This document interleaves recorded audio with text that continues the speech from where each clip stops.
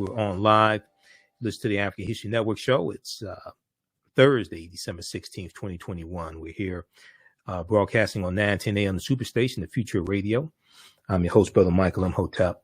So we're going to also talk about Jimmie Lee Jackson. Jimmie Lee Jackson. When we talk about the Selma to Montgomery March in 1965, which and we deal with Bloody Sunday, March 7th, 1965, Bloody Sunday, with civil rights activists trying to cross the Edmund Pettus Bridge, that the impetus of that march was the shooting and killing of Jimmie Lee Jackson, who was a 26-year-old African-American man from Alabama, and he was participating in a civil rights march in February of February 18th, 1965.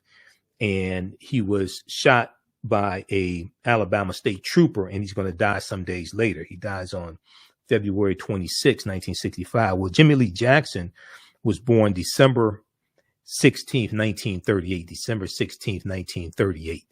Okay, so this is the birth date of Jimmie Lee Jackson. So we're going to talk some about his history.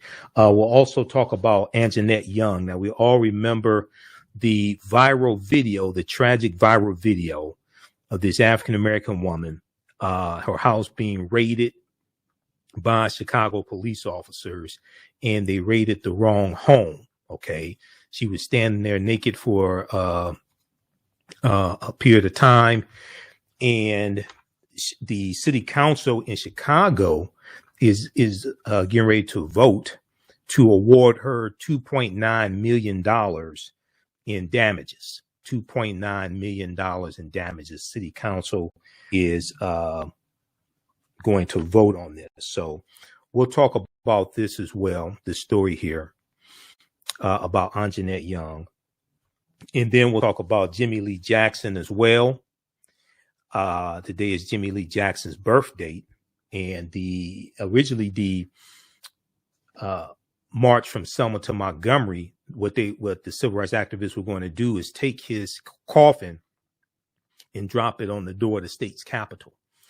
Montgomery, Alabama, we know is the capital of Alabama. So we'll deal with that story, and we'll talk about Claudette Colvin. So I had been following this story for a few days now, and I saw this piece from CBS News. So I'm going to share this story from CBS this morning. Claudette Colvin, arrested for not giving up her seat for a white woman in 1955, has her record expunged. She finally has her record expunged. Now, many people have heard of Claudette Colvin because she refused to give up her seat on a bus in Montgomery, Alabama, 9 months before Rosa Parks. But what a lot of people, really don't know is that Claudette Colvin was the plaintiff. She was the plaintiff, one of the plaintiffs in a landmark U.S. Supreme Court case called Browder versus Gale. Browder versus Gale. And this is during the Montgomery bus boycott. The lawsuit was filed February 1st, 1956. And it's the lawsuit of Browder versus Gale. That's what actually ends segregation on the buses in Montgomery, Alabama. Contrary to popular belief and folklore and just blatant misinformation, it was not the Montgomery bus boycott that ended the segregation on the buses. The Montgomery bus boycott was needed, but that is not what ended segregation on the buses in Montgomery, Alabama. What ended segregation on the buses is the lawsuit of Browder versus Gale. And the plaintiffs in the case were Aurelia S. Browder, Mary Louise Smith, Susie McDonald, and Claudette Colvin. And these were all African-American women who refused to give up their seats on buses in Montgomery, Alabama as well. Okay, so it wasn't just Rosa Parks. I know because of this misinformation and bad history, what have you, people like to think it was oftentimes with the history, the history becomes reduced down to individuals and becomes reduced down to like civil rights superheroes. Okay.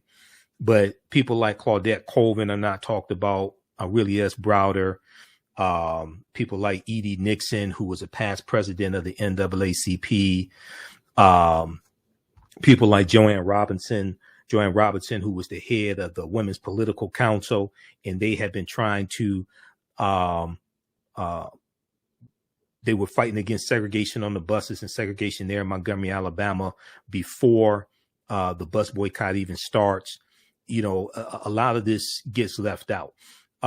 The template for the Montgomery bus boycott was the Baton Rouge, Louisiana bus boycott of 1953.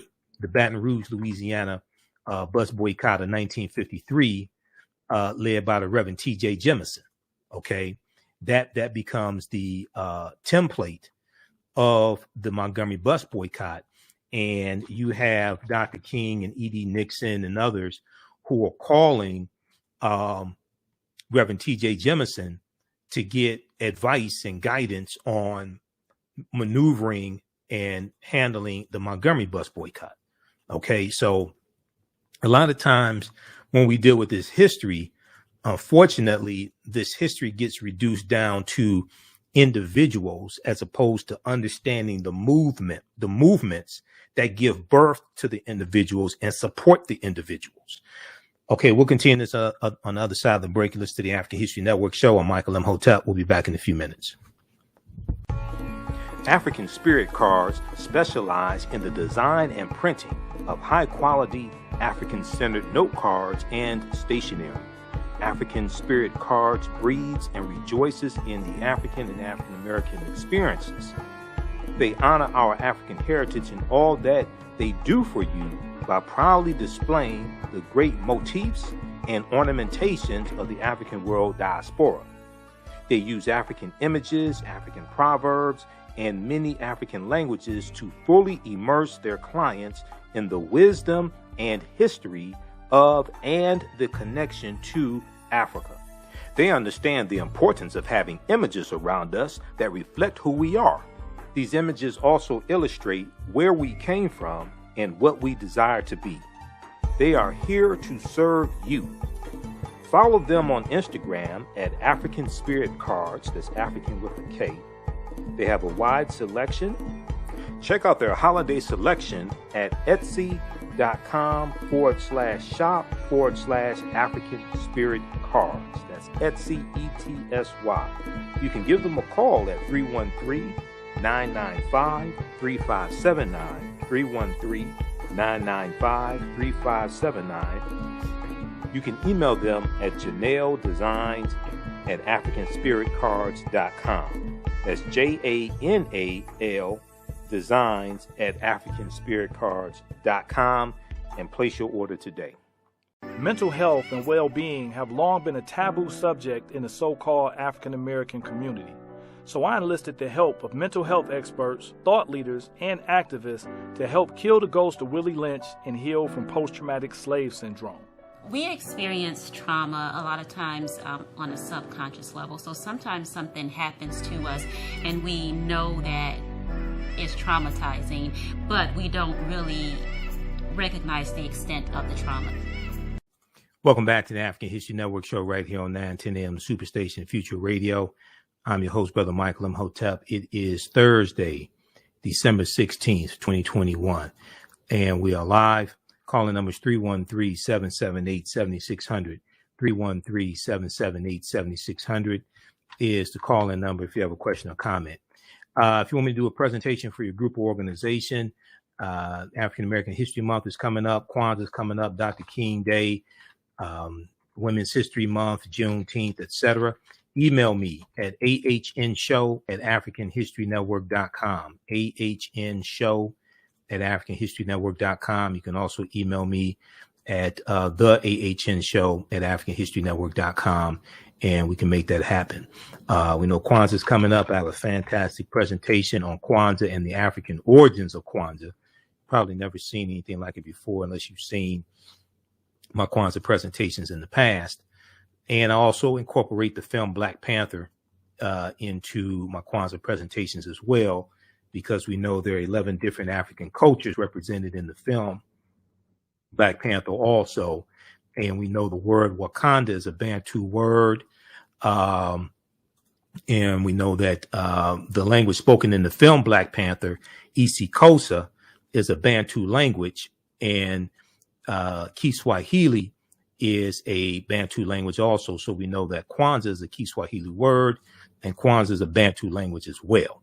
Okay, so I connect all of this together in my presentations. All right, now let's see here. Okay, Shakita, I'm about to send this to you, and we're gonna go to clip 1 from NBC News. All right, so I want to go to this first story here, dealing with Anjanette Young. And Anjanette Young is an African American woman who we found out about in 2019. Okay, and it was a tragic story. And we remember the raid on her apartment there in Chicago. NBC News has this piece: Black woman handcuffed naked in a raid at wrong home, set to get $2.9 million from Chicago. Anjanette Young sued the city and several police officers over the 2019 botched raid at her apartment. Now, and this piece is from December 14th from NBC News. Now, the Chicago City Council is set to vote on a $2.9 million settlement for Anjanette Young. An African-American woman who sued the city and several police officers over a botched 2019 raid at her apartment. Now, Anjanette Young is a social worker. She was handcuffed while she was naked. She cried and told officers that they were at the wrong home. Okay. But she remained in handcuffs, according to a report from the civilian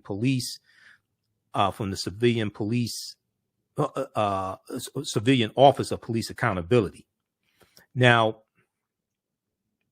the city's, hold on just a second. Okay, so the city council's finance committee unanimously approved the settlement on Monday. The Chicago Tribune reported it will move on to the full city council's agenda for a vote on Wednesday. Now, Mayor Lori Lightfoot said she was comfortable with the settlement. The newspaper reported. She said, I think it is a good thing this matter is resolved, she said. And she said this at an unrelated news conference on Monday. She said this at an unrelated news conference on Monday. And that was Monday, December 13th. Now, the mayor's office and an attorney for Anjanette Young cannot immediately be reached for comment. I want to go to clip number 1 here. This is from NBC News, and this is about the settlement. Let's go to clip number 1, Shakita. She was restrained while getting ready for bed and was forced to stand handcuffed and naked as officers searched her residence. It turned out to be the wrong home. Today, Celia Meza, the city's corporation counsel, on why the city is agreeing to a $2.9 million settlement. She was left in a complete state of undress for 16 seconds after the officers entered, and that it took a full 10 minutes until she was allowed to get fully dressed. Meza suggests if the case went to trial, a jury might award Young up to $16 million for each second she was completely undressed. We all saw the way in which she was treated. At one point, the city requested sanctions against Young for sharing the video of the raid, but then the city backed off, saying they only wanted to sanction Young's attorney. The Finance Committee unanimously agreed to the settlement after some debate. I believe that we owed her more for the horrible way which she was treated that day. Mayor Lightfoot has personally apologized to Anjanette Young. I think it's a good thing that this matter is resolved. Obviously, assuming City Council approval, this will provide her, I think, with a substantial amount of resources. And I think that that's a good thing. It's a good thing for our city. We need to heal from this and move forward. Okay, so that was from NBC News from December 14th. Okay, that's from Tuesday, December 14th. Now, New York Times reported on December 15th, Wednesday, December 15th, Chicago woman who was handcuffed naked receives $2.9 million settlement. The Chicago City Council approved a settlement on Wednesday for Anjanette Young, a medical social worker who was forced to stand naked in front of a dozen police officers in 2019. Now, Chicago City Council approved a $2.9 million settlement on Wednesday. And we know the incident took place in February 2019. Chicago police burst into her apartment to execute a search warrant. The officers handcuffed Anjanette Young on the evening of February 21st, 2019, after they used a battering ram to enter her home. Anjanette Young, who's African American, stood naked for several minutes, screaming at officers, all of them men and most of them white. They had the wrong house. The police, who had been searching for a man with a gun, later learned that the person they were looking for had not lived in the apartment for at least 4 years. The person they were looking for had not lived in the apartment for at least 4 years. The city council voted 48-0 to approve the settlement on Wednesday, December 15th. A spokeswoman said. Now, if we go back to the piece from NBC News, Anjanette Young's first floor apartment was raided after Officer Elaine Aparangayo obtained a search warrant using information from an anonymous source. And I'm going to flip back over here to the piece from NBC News, and this is from the second page of the article from NBC News. Okay, so we have a botched police raid. Look at it, it reminds me of Breonna Taylor. Luckily, Anjanette Young wasn't killed by these police officers, but it reminds me of Breonna Taylor looking for somebody that wasn't there. So the officer obtained a search warrant using information from an anonymous source. The source told Officer Aparangayo, that an acquaintance had brandished an illegal weapon at a home, the report stated. Now, the target of the search warrant, who had been arrested previously, had a home address listed at an apartment building across the street and slightly south of Anjanette Young's apartment. The apartment building across the street. So your dumb ass had the wrong address. Okay. The report didn't say yo dumb ass. That's me. That's my editorial. All right. The target of the search warrant, who had been arrested previously, had a home address listed at an apartment building across the street and slightly south of Anjanette Young, the report said. It said the officer had information listing the target's address, but, quote, disregarded all of this information and instead relied exclusively on John Doe's statements, end quote. Okay, now I'm not sure that officer has been fired yet or not. Now, neither Anjanette Young nor her home were connected to the target or any criminal activity, the Police Accountability Office said. All right. And let's see here. Body camera video showed officers placing Young under arrest while she was naked. When she asked to see their warrant, she was ignored and was instead questioned about the target. Now, not to make this racial, but I guarantee you, if this was a white woman and they asked to see the warrant, 9 times out of 10, they would not have treated her like this. If it was a white woman and she asked to see the warrant, 9 times out of 10, they wouldn't have treated her like this. Anjanette Young told police that she did not know the target, according to the report. Okay, we're coming up here on the break. You listen to the African History Network show. I'm Michael Imhotep. We'll be back in a few minutes. Soul in Motion, celebrating 38 years in the arts.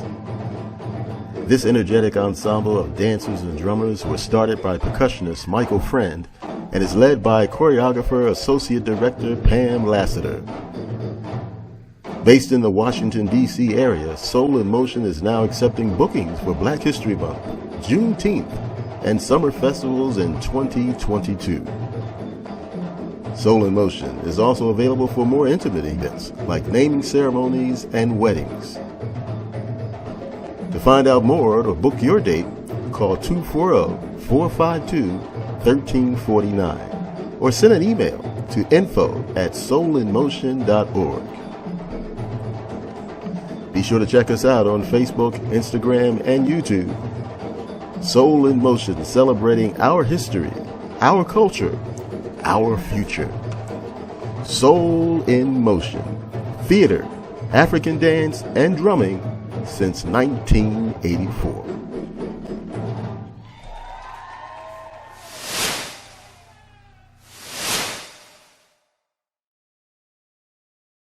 Mental health and well-being have long been a taboo subject in the so-called African American community.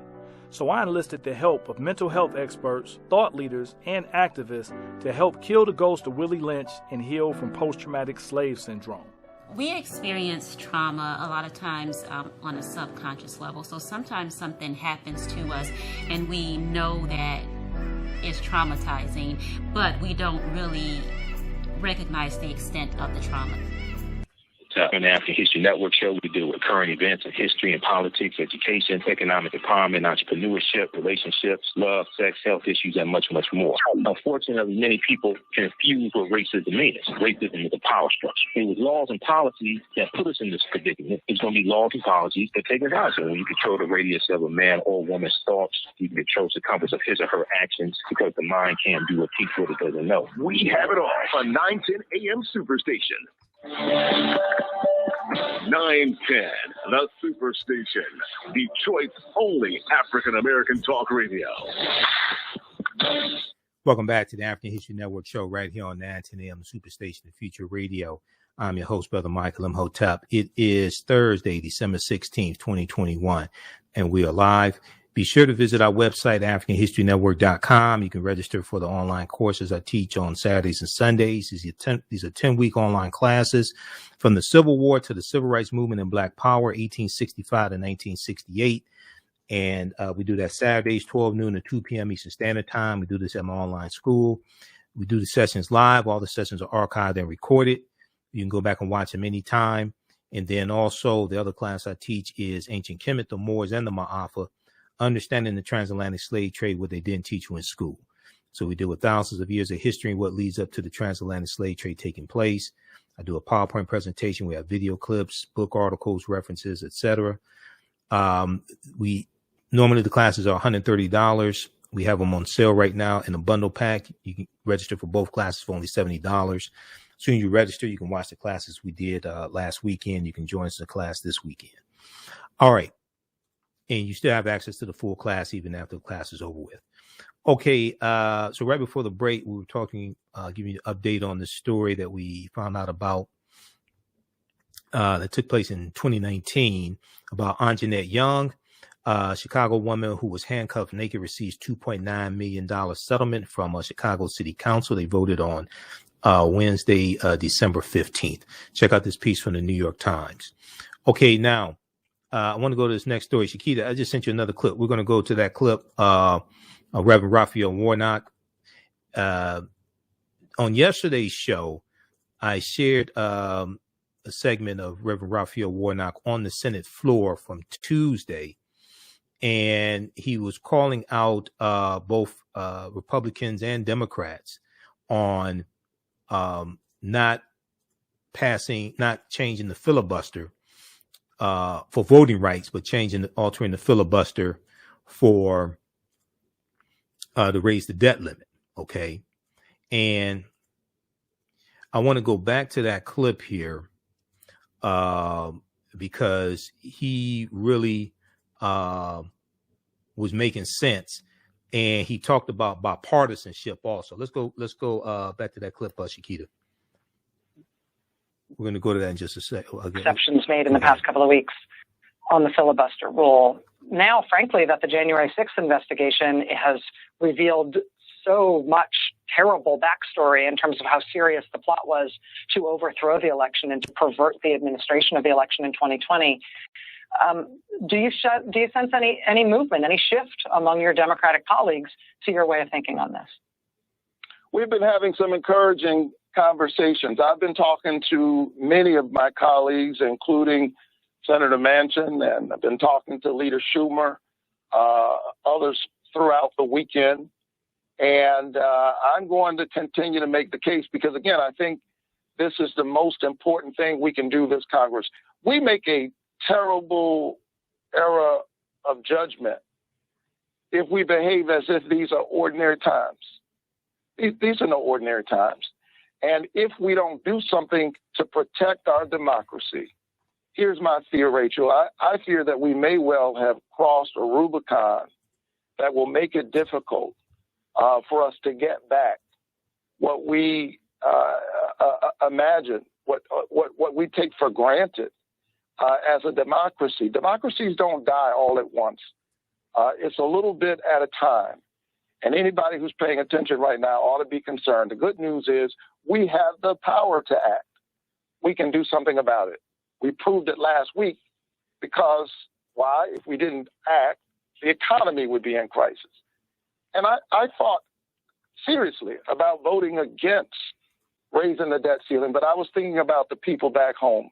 I was especially thinking about the most vulnerable members of our community who were not resilient, who would suffer a loss that perhaps is unimaginable if we didn't do the responsible thing. Well, I shudder to think what will happen to our democracy if we don't defend it.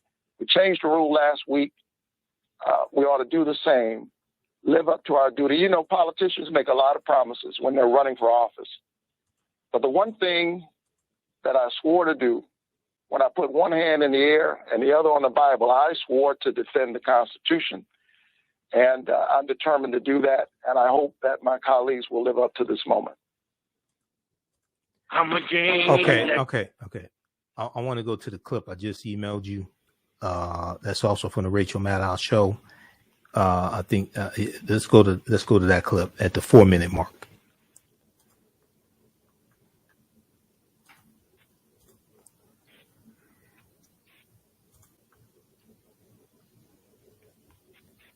Okay.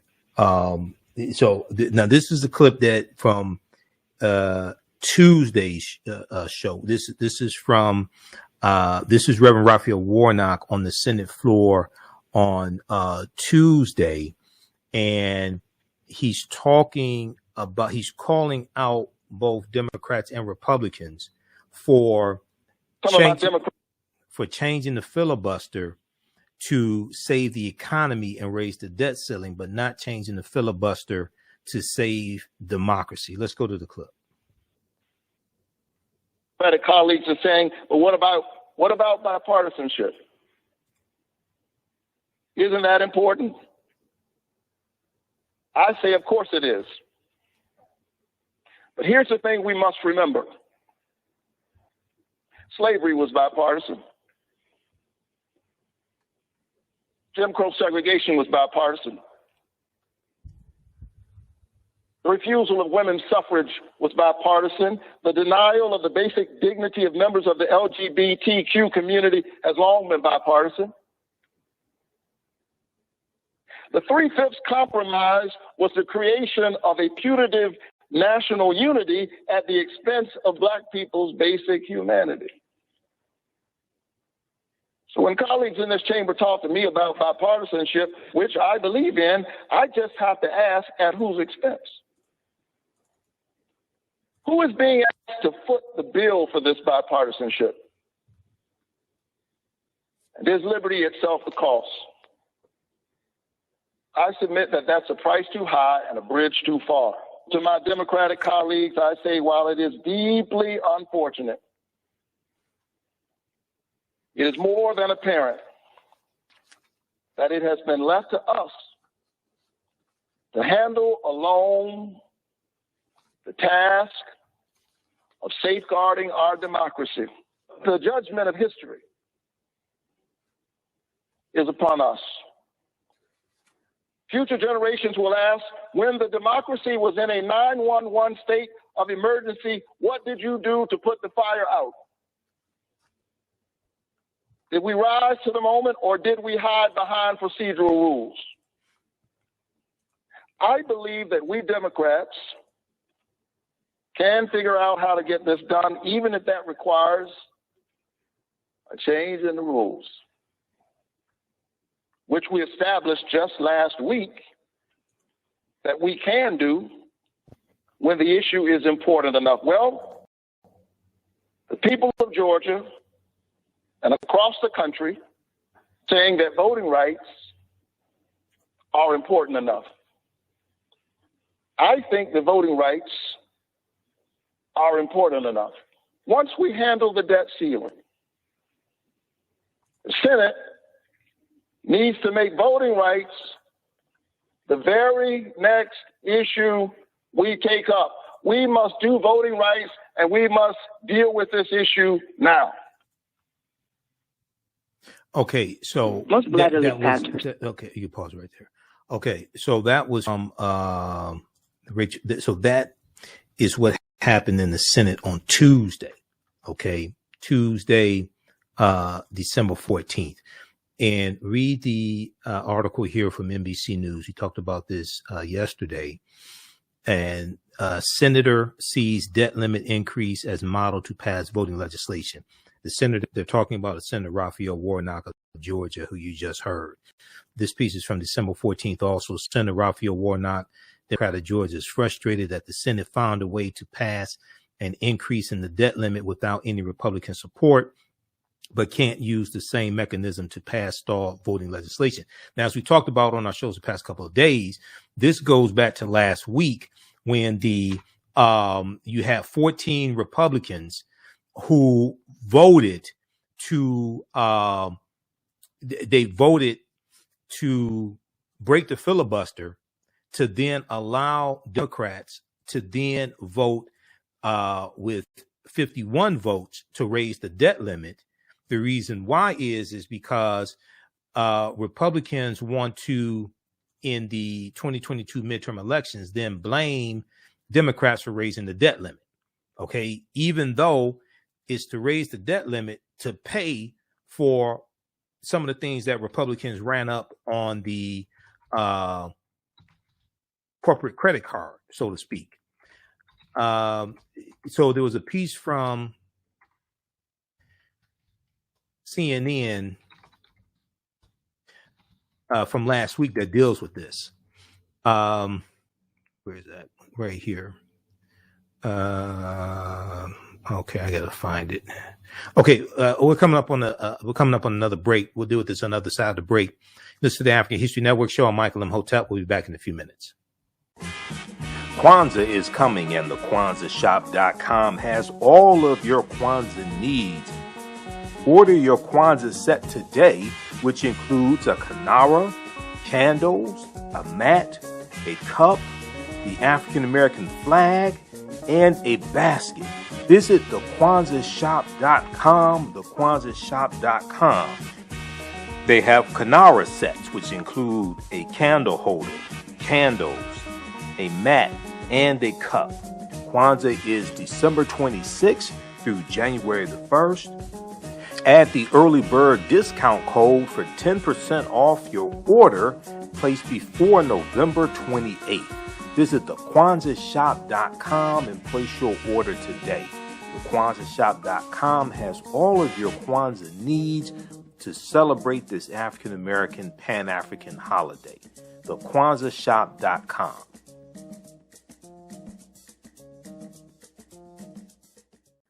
Welcome back to the African History Network show right here on 910 AM, the Superstation, the Future Radio. I'm your host, Brother Michael Imhotep. It is Thursday, December 16th, 2021. Okay, so right before the break, the article I was trying to find was this one here from CNN. 14 GOP senators. 14 GOP senators broke a filibuster to advance debt limit fast track process. 14 GOP senators. This year's Dreamforce, you can. 14 GOP senators broke a filibuster to advance debt limit fast track process. This is from Thursday, December 9th, 2021. Okay, so read that article from CNN. Okay, now I want to go to this clip here.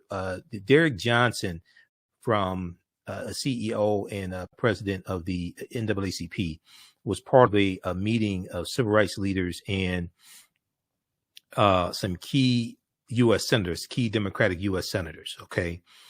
And let's see, we're going to that clip from the last word, Shakita. So this meeting took place on Thursday. It took place on Wednesday, December 15th. And it was organized by Michigan U.S. Senator Gary Peters, who's a Democrat as well. And it's to advance voting rights and to deal with the filibuster and come up with a workaround for the filibuster to get the voting rights bills passed. All right, so Derrick Johnson was on the last word. This is clip number 4. He was on the last word with Lawrence O'Donnell from Wednesday, December 15th, after the meeting, and he's talking about what happened at the meeting. Let's go to clip 4, please.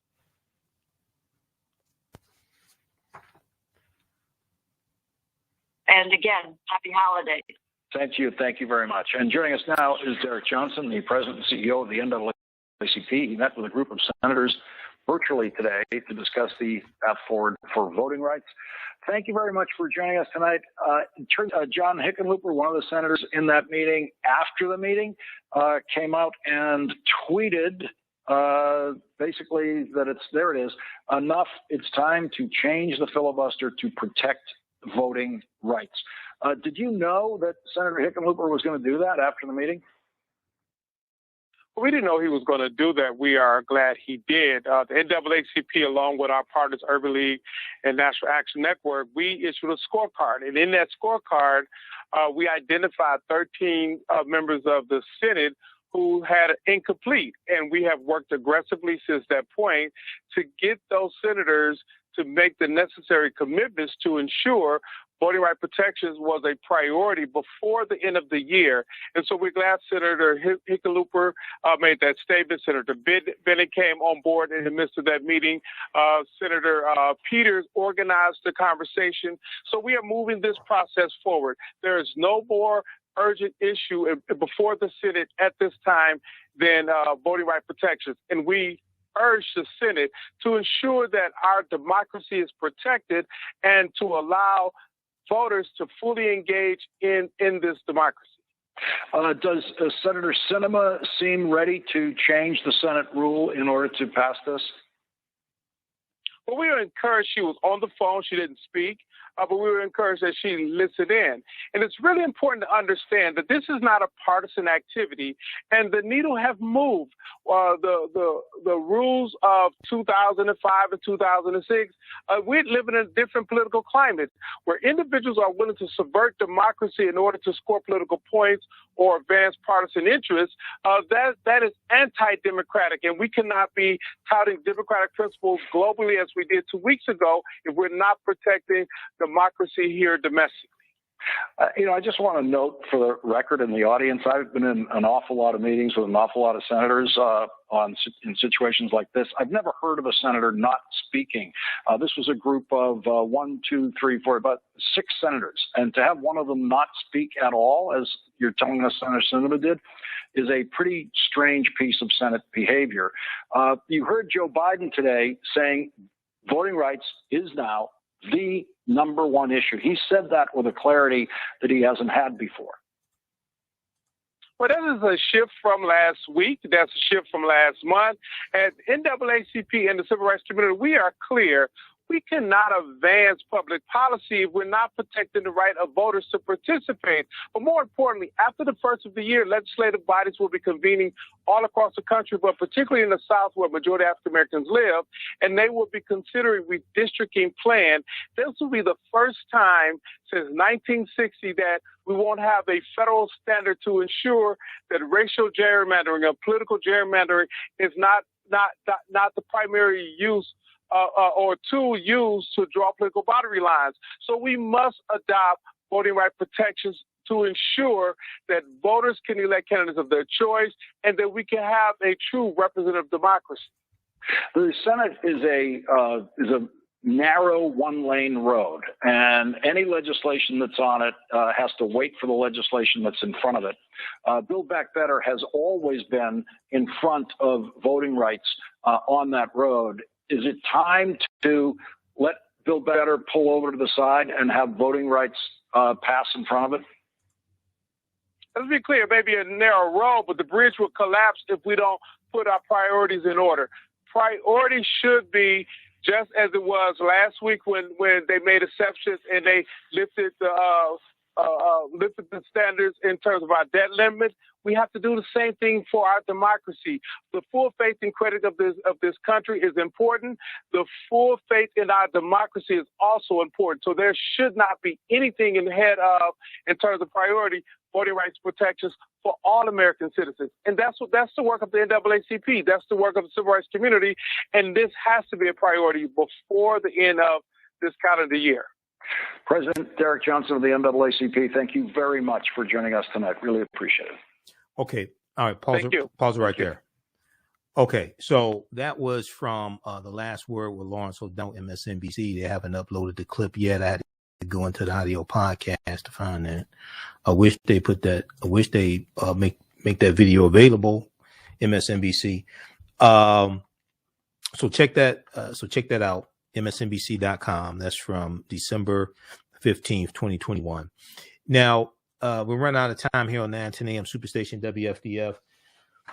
Those watching on Facebook and YouTube, keep watching for a few more minutes. One of these stories we're going to get to tomorrow. We'll talk about Jimmie Lee Jackson tomorrow. We're going to squeeze in Claudette Colvin here for a minute. And we'll talk about this some more, Sunday. I'll be on Roland Martin Unfiltered on Friday. So check me out there. We'll post it on our Facebook fan page, The African History Network, and my YouTube channel, Michael Imhotep. Visit our website, AfricanHistoryNetwork.com.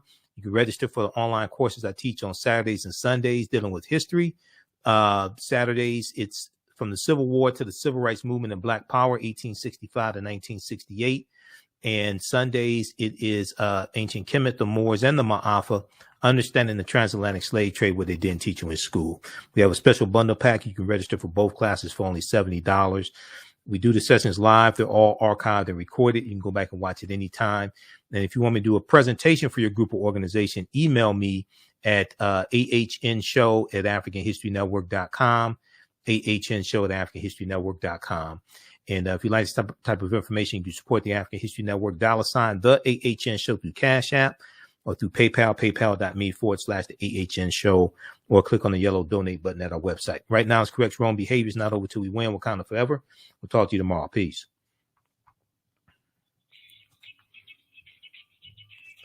All right, stand by.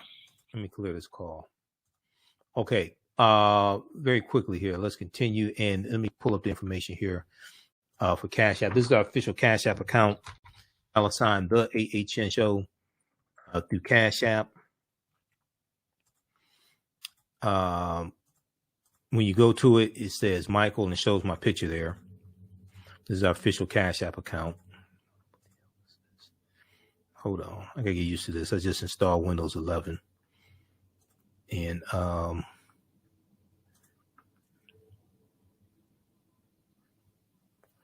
trying to get, wait, let me pull this back up.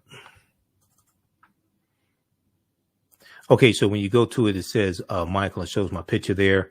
These other ones here are fake African History Network Cash App accounts.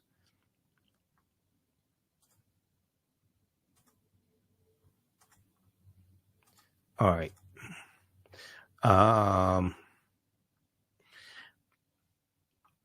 Yeah, these other ones are fake African History Network Cash App accounts. Okay. So, all right, let's continue. Also read this piece here from the Washington Post from, this is from December 15th. Oh, put the, which they stop saying yesterday as the date. Just put the damn date on there. You get paid enough money to do that. Just lazy. Put the date on there. Actually, yesterday, I think they're referring to, yeah, this was from the 15th. Put the date on there, please. Senate Democrats renew focus on voting rights as domestic policy bill stalls and filibuster changes are considered. Okay, read that from the Washington Post. Okay, now, the story here dealing with Claudette Colvin, I've been following this some and heard that she was trying to get the conviction from 1955. She was trying to get that expunged. And there's a piece here from CBS News, and we'll do it some more on Sunday show because we're on for 2 hours on Sunday. Claudette Colvin arrested for not giving up her seat for a white woman in 1955 has record expunged. This is from CBSNews.com. Let me pull this up here. This is from CBSNews.com. Claudette Colvin, arrested for not giving up her seat for a white woman in 1955, has record expunged. Quote, "My name was cleared. I'm no longer a juvenile delinquent at 82, end quote. Now, this piece is from December 16th, 2021. They have a segment on CBS this morning with Gayle King about Claudette Colvin. Now, Claudette Colvin was 15 years old in 1955 when she refused to give up her seat on a bus in Montgomery, Alabama, 9 months before Rosa Parks refused to give up her seat December 1st, 1955. Claudette Colvin was arrested and charged, as many others were also. Now 82 years old, Claudette Colvin filed a petition to have the record expunged, to have the record of the incident wiped clean, and a judge in Montgomery, Alabama has granted the request. CBS Mornings, in an exclusive interview with Claudette Colvin said, "My record was expunged and my name was cleared, and I'm no longer a juvenile delinquent at 82. Now, although she now has a clean record, she said she will be remembered as the girl who on March 2nd, 1955, refused to give up her seat on a crowded city bus." Claudette Colvin said she was with three classmates.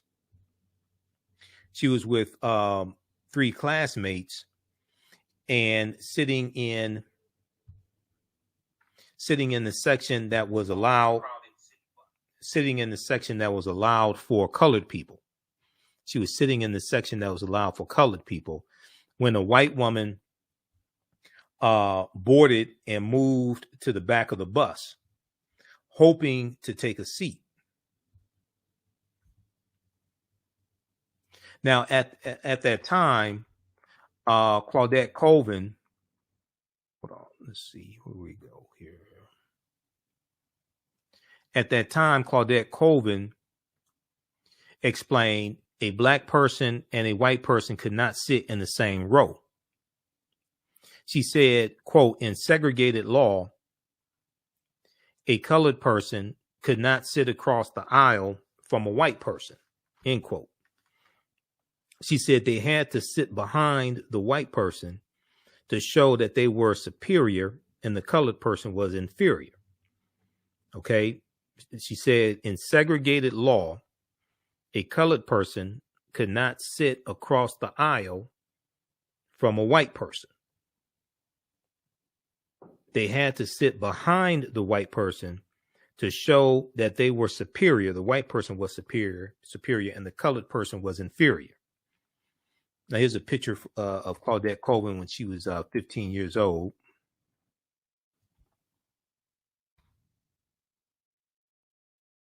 Picture of Claudette Colvin when she was 15.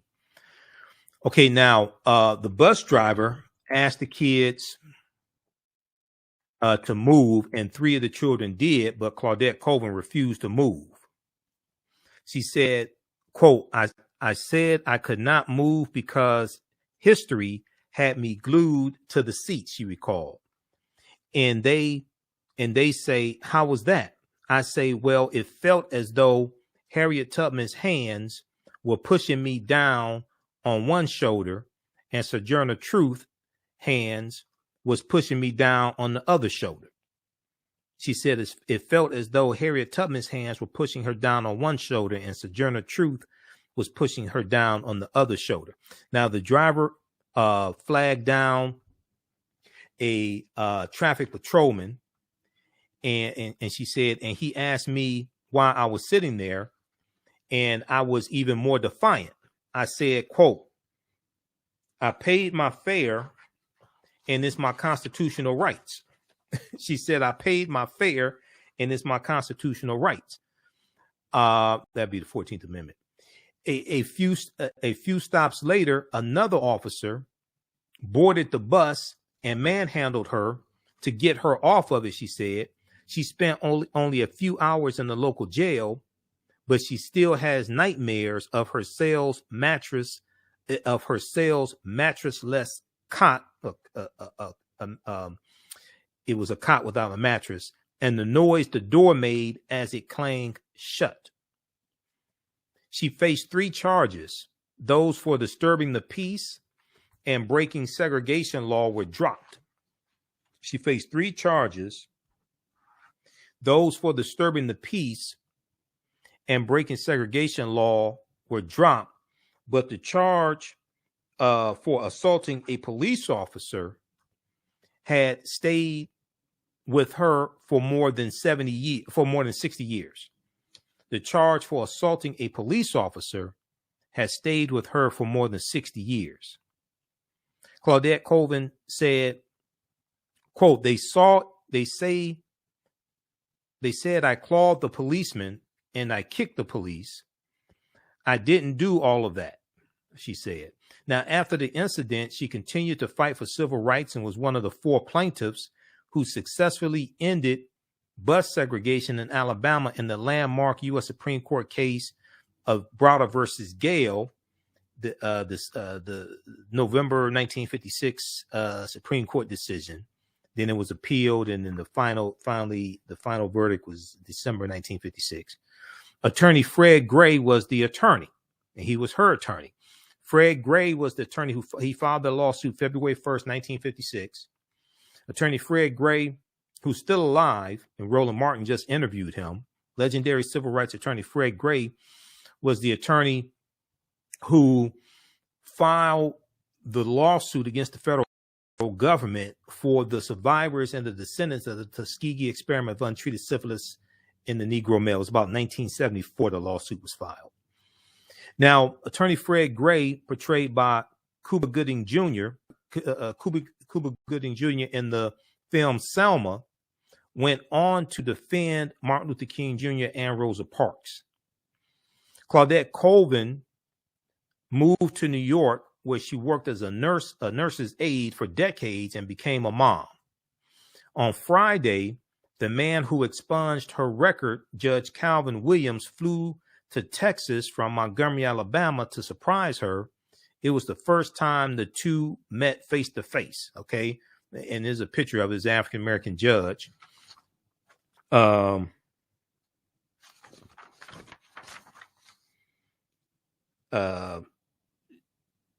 Judge Calvin Williams. Okay. Judge Calvin Williams. It was the first time the two met face to face. Judge Calvin Williams said, I want to, on behalf of myself and all the judges in Montgomery, offer my apology for the injustice that was perpetrated upon you. Judge Williams told Claudette Colvin. Now, Claudette Colvin said her cleared record was important to her for the message it would send to her grandchildren and great-grandchildren. She said, quote, because when they go out into the world, the struggle of being African American is still going on. She said, so I want my grandchildren to know that their grandmother stood up for something when she realized that she was an American at a very early age. Okay, she said, so I want my grandchildren to know that their grandmother stood up for something when she realized that she was an American at a very early age and she wanted equal rights, just as those other students and all the other bus and all of the other bus audience and all of the other people in Montgomery. That's what I want my grandchildren to know, end quote. Okay, so check out this piece here from CBS News. We'll talk about this some more on Sunday. We'll play the interview on Sunday. Claudette Colvin arrested for not giving up her seat for a white woman in 1955 has record expunged. Quote, my name was cleared. I'm no longer a juvenile delinquent at 82. Okay, so that's some good news there.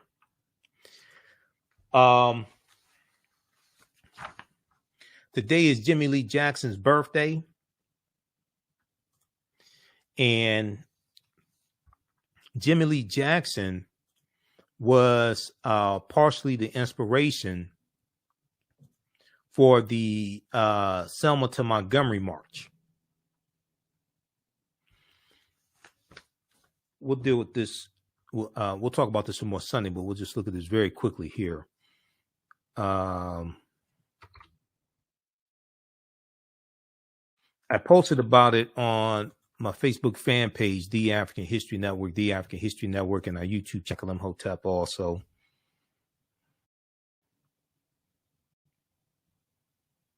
So Jimmie Lee Jackson was born in 1938, December 16th, 1938, in Marion, Alabama.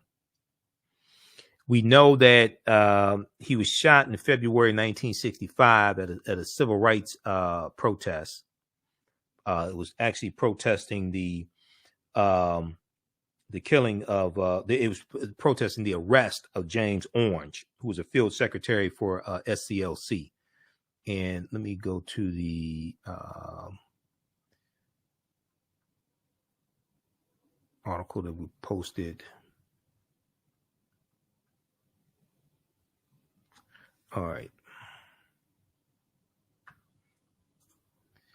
Okay, hold on. Where is that?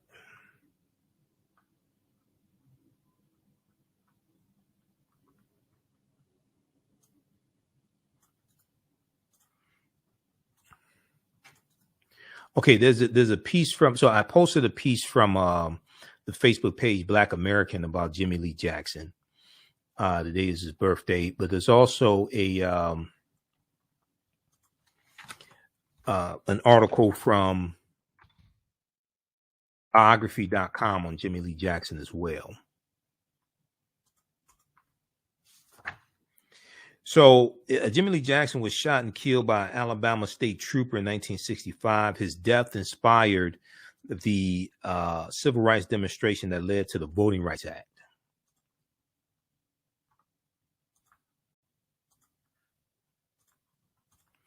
And here's a picture of Jimmie Lee Jackson here.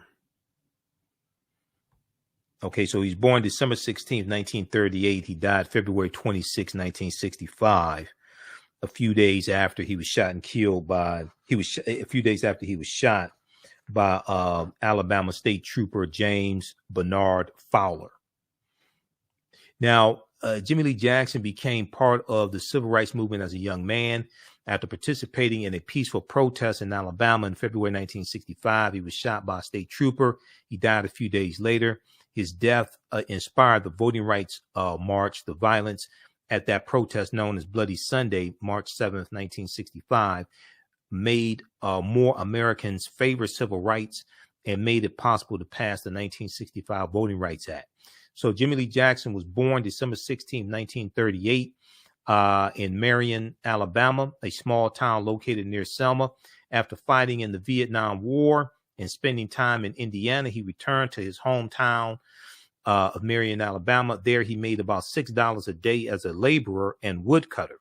So he was a deacon of his church. He was the youngest deacon at his Baptist church, and he fathered a daughter. Inspired by the civil rights movement, he also tried to vote for the first time in his life. Inspired by the civil rights movement, Jimmie Lee Jackson tried to vote for the first time in his life. He made several attempts to register as a voter, but never got past the many hurdles that have been set up to keep African Americans from casting ballots. And these are the poll taxes, the literacy tests, things like this, the obstacles that white supremacists put in the way of African Americans being able to vote, okay, in these southern states. And there's a piece from the root.com that deals with 5 things you should know about Selma, 5 things you should know about Selma, and it deals with the Selma to Montgomery March. And one of the things it talks about here is that the Selma movement helped give birth to the Black Panther Party. Okay, at the end of the Selma to Montgomery March, 23-year-old SNCC activist Stokely Carmichael decided to head to Lowndes County, Alabama, where 80% of the population was African American in Lowndes County, Alabama, Lowndes, but where 0 African Americans were registered voters. And Stokely Carmichael headed there to build a new political party. He formed the Lowndes County Freedom Organization, which used the Black Panther as its symbol. Okay, the Lowndes County Freedom Organization used the Black Panther as its symbol. This is before the Black Panther Party for Self-Defense is founded. They're not founded until October 1966. Okay, in October 1966, Stokely Carmichael, who is now head of SNCC, and because he won the chairmanship, okay, from John Lewis in SNCC, and it caused the rift in SNCC. There was a rift already developing, but it furthered the rift, and a lot of them going to leave. John Lewis leaves SNCC, a lot of other ones, Diane Nash, Bernard Lafayette. SNCC adopted a Black Power stature in ideology, rightfully so. Black Power, the Black Power movement comes out of SNCC, okay, and Black Power was the next logical step of the civil rights movement. So Stokely Carmichael formed the Lowndes County Freedom Organization, and let me see. Let's see. What can we pull up here? And their symbol was a Black Panther. Because when you have a political party, all political parties have a symbol.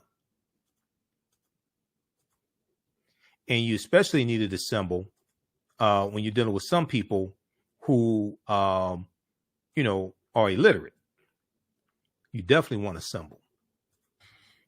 The Lowndes County Freedom Organization used the Black Panther as their symbol. Now, in October 1966, Stokely Carmichael Kwame Ture, who's now head of SNCC and a leading voice of the Black Power movement, was a keynote speaker at a conference in Berkeley, California. In attendance were Huey P. Newton and Bobby Seale, who would adopt the Black Panther logo of the Lowndes County Freedom Organization for their new organization they were forming in Oakland, California, called the Black Panther Party for Self-Defense. And they got permission to use the Black Panther as their symbol. They got permission from the Lowndes County Freedom Organization to use the Black Panther as their symbol. There's an article here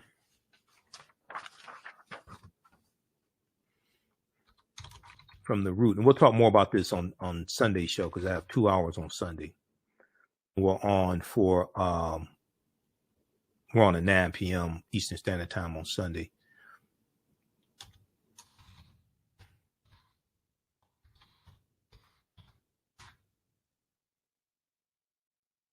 Okay, so check out this piece here from the Root. I'm not a big fan of the Root, but they do have some good articles every now and then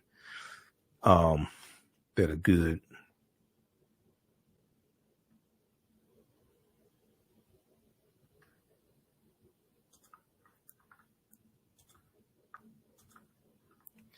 Okay, this piece here from theroot.com.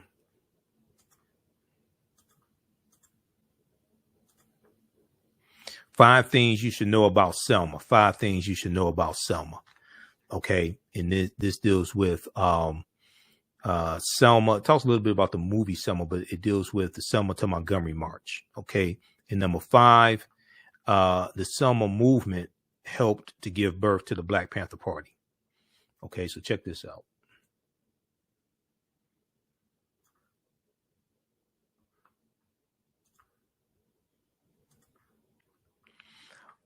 All right, now let's see here. Where are we?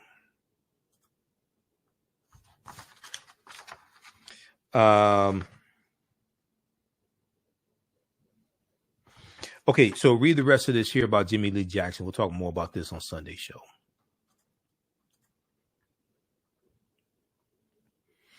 He was shot February 18th, 1965. Now, he was shot trying to defend and protect his mother and his grandfather. It was at a protest over the arrest of James Orange.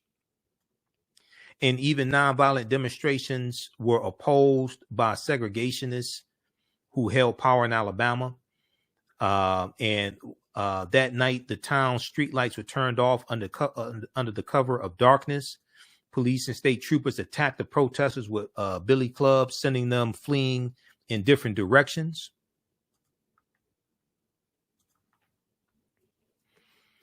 Still pursued by officers, Jimmie Lee Jackson and other demonstrators went into a restaurant. They went into Max Cafe. Jimmie Lee Jackson was shot in the stomach at Max Cafe by Alabama State Trooper James Bernard Fowler. Okay. Witnesses recounted that Jimmie Lee Jackson had been protecting his mother and his 82-year-old grandfather from the state troopers when he was shot.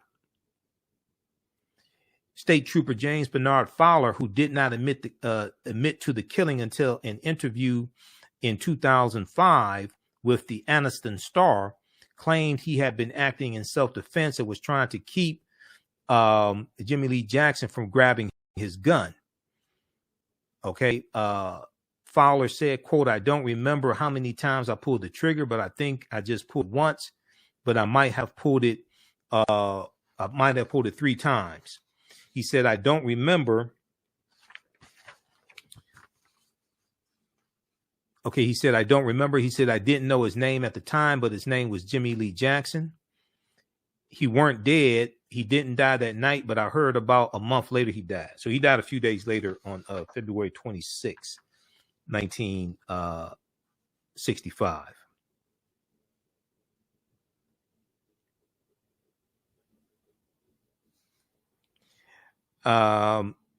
Now, so Dr. King spoke at Jimmie Lee Jackson's funeral. James Fowler's conviction. James Fowler, the state trooper who confessed to the killing of Jimmie Lee Jackson, did not face immediate repercussions following the fatal shooting. It wasn't until the year 2007, 42 years after Jimmie Lee Jackson's death, that former state trooper James Fowler was arrested and charged with first and second degree murder. Fowler initially maintained that he acted to defend himself, but eventually accepted a plea bargain for misdemeanor manslaughter. Okay, he received a 6-month jail sentence, but served only 5 months and was released in July 2011 because of health problems.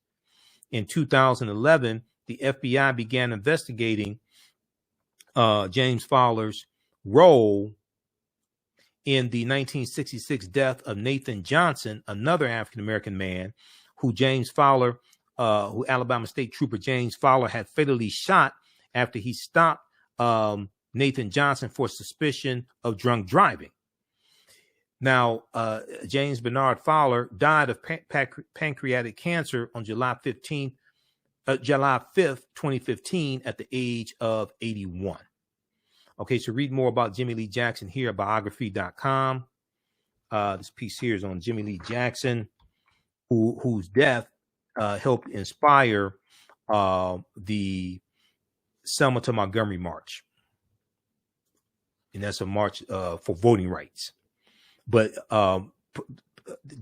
initially the march was going to be to take the casket of Jimmie Lee Jackson and drop it at the door of the state capitol. All right. If you like this type of information, you can support the African History Network, $ the TheAHNShow through Cash App, $ the TheAHNShow through Cash App. Also through PayPal, paypal.me/TheAHNShow, paypal.me/TheAHNShow.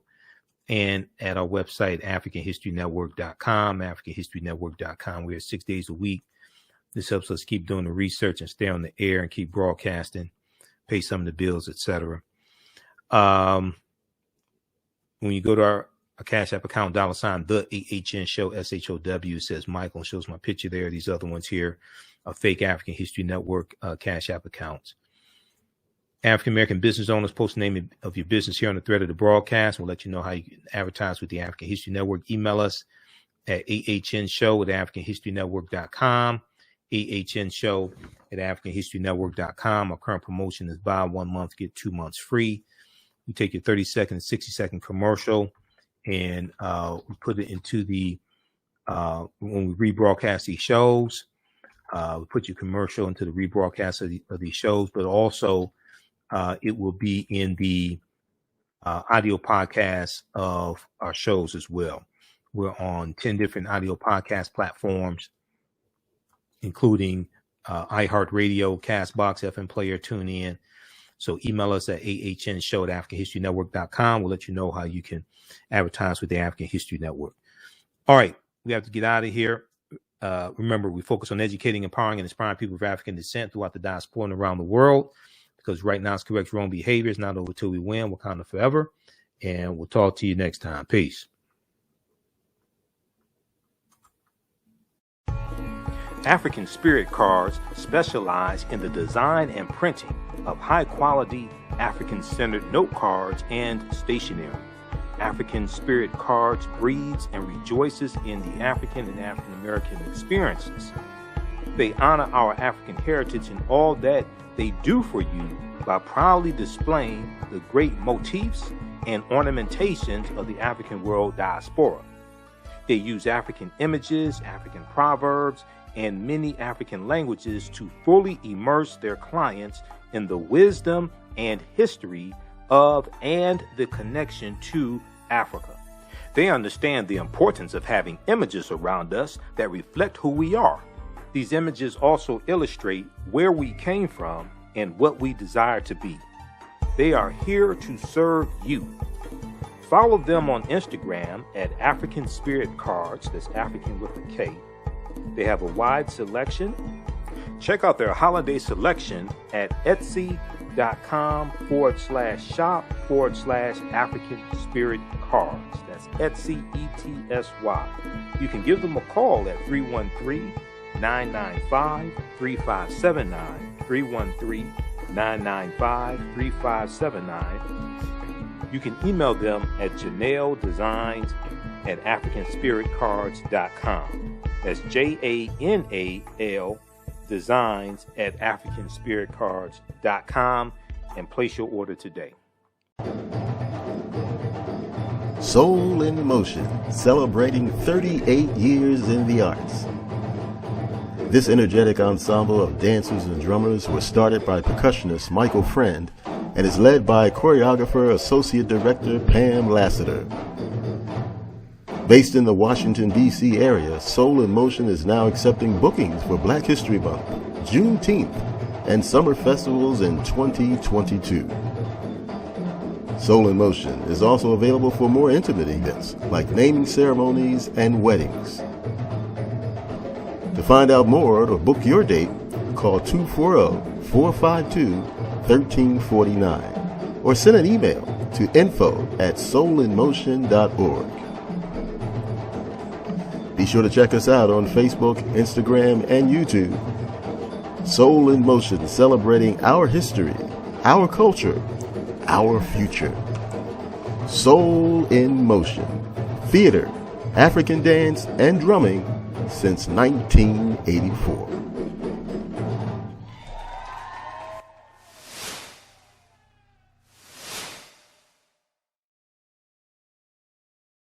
Mental health and well-being have long been a taboo subject in the so-called African American community. So I enlisted the help of mental health experts, thought leaders, and activists to help kill the ghost of Willie Lynch and heal from post-traumatic slave syndrome. We experience trauma a lot of times on a subconscious level. So sometimes something happens to us and we know that it's traumatizing, but we don't really recognize the extent of the trauma. Kwanzaa is coming, and the KwanzaaShop.com has all of your Kwanzaa needs.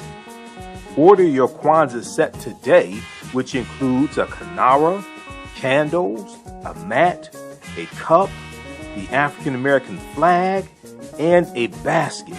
Visit the KwanzaaShop.com, TheAHNShow.com.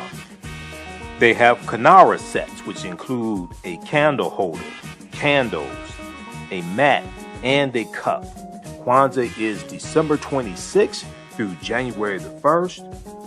Add the early bird discount code for 10% off your order placed before November 28th. Visit the KwanzaaShop.com and place your order today. The KwanzaaShop.com has all of your Kwanzaa needs to celebrate this African American Pan-African holiday. The KwanzaaShop.com.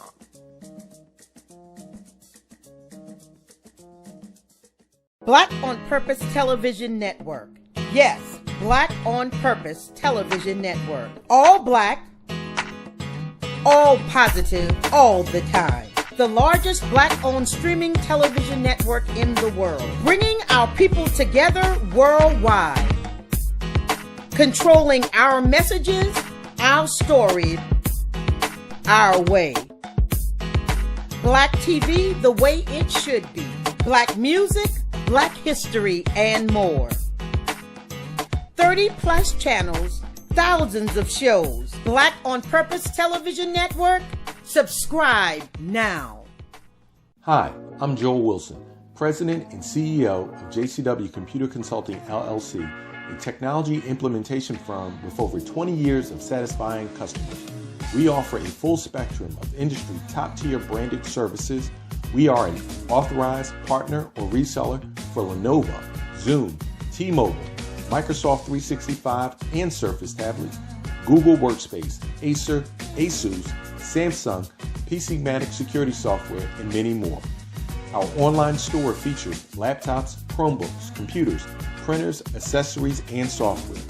Businesses, take advantage of our free 1-hour Zoom tech consultation and know we offer top nationwide high-speed internet service providers, voice over IP, and cellular phone services. Home users, don't miss our current in-stock Chromebook inventory. Please visit us at jcwcc.com